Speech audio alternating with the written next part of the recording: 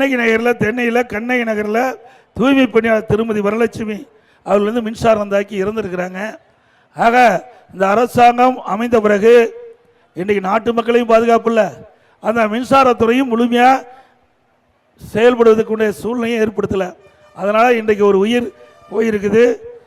இப்படிப்பட்ட சம்பவங்களும் இந்த ஆட்சியில் நடந்து கொண்டிருக்கு என்பதை நேரத்தில் தெரிவித்து, இன்றைக்கு இந்த பகுதி தஞ்சாவூர்லேருந்து பார்த்தீங்கன்னா எல்லாமே திருச்சியில் ஒரு பகுதி, தஞ்சாவூர், திருவாரூர், நாகப்பட்டினம், மயிலாடுதுறை, இதெல்லாம் அரியலூர், பெருமளவு ஒரு டெல்டா மாவட்டம் அடங்கிய பகுதி. இந்த பகுதியில் திராவிட முன்னேற்ற கழக அரசு இருக்கின்ற பொழுது திரு ஸ்டாலின் தொழில்துறை மந்திரியாக இருக்கும்போது இந்த மீத்தேனுக்கு புரிந்துணர்வு ஒப்பந்தம் போட்ட தலைவர் இன்றைய முதலமைச்சர் ஸ்டாலின் அவர்கள். இன்னைக்கு விவசாயியுடைய கோரிக்கையை ஏற்று அனைத்து இந்திய அண்ணா திராவிட முன்னேற்ற கழகம் ஆட்சிக்கு வந்த பிறகு இந்த திட்டம் மீண்டும் அந்த பகுதியில் வருவதற்கு உண்டான அறிகுறி தோன்றியுடன் அங்கு இருக்கிற விவசாய மக்கள், விவசாய சங்கத்தைச் சேர்ந்தவர்கள் எங்களிடத்தில் கோரிக்கை வைத்தார்கள். எங்களுடைய நிலம் பறிபோய்கின்ற ஒரு சூழ்நிலை ஏற்படுது, நிலத்தை பாதுகாத்து கொடுக்க வேண்டும் என்று கோரிக்கை வைத்தவுடன் மாண்பு அம்மாவுடைய அரசு அந்த விவசாய பெருமக்களுடைய நலன் கருதி பாதுகாக்கப்பட்ட வேளாண் மண்டலத்தை கொண்டு வந்து விவசாயியுடைய நிலங்களை பாதுகாத்த அரசாங்கம் அதிமுக அரசாங்கம்.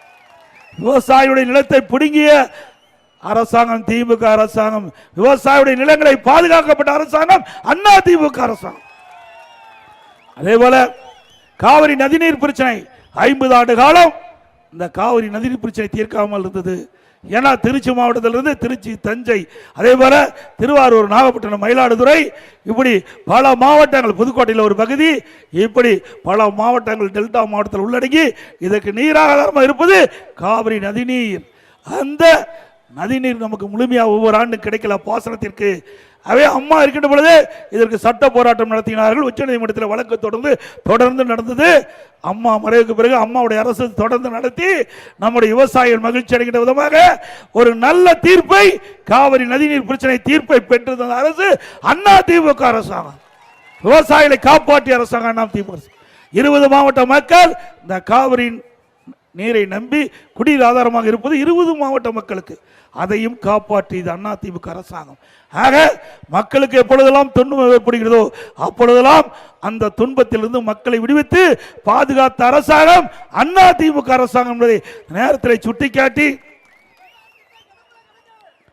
இன்றைக்கு கிராமமாக சரி நகரமாக இருந்தாலும் சரி ஏழை மக்களுக்கு வீடு இல்லாமல் வாழுகின்ற ஏழை தொழிலாளிகள், அதேபோல் தாழ்த்தப்பட்ட மக்கள், அவர்களுக்கு அனைத்து இந்திய அண்ணா திராவிட முன்னேற்ற கழக ஆட்சி வருகின்ற பொழுது கிராம பகுதியாகவும் சரி நகர பகுதியாகவும் சரி அந்த மக்களுக்கு அற்புதமான பல லட்சம் ரூபாயில கான்கிரீட் வீடு கட்டித்தரப்படும். அதிமுக ஆட்சி கட்டித்தரும்.